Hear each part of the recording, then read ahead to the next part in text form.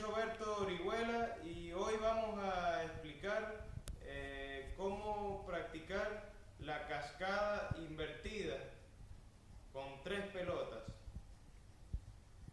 Una vez que aprendimos la cascada estándar, por decirlo así, vamos a hacer un lanzamiento por el lado de afuera.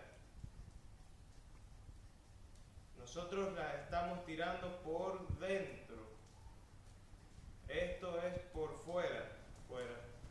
Esto es por fuera.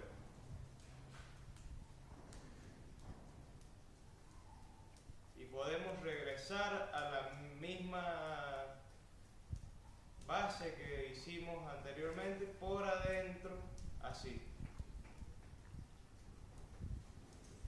Podemos volver a hacerlo.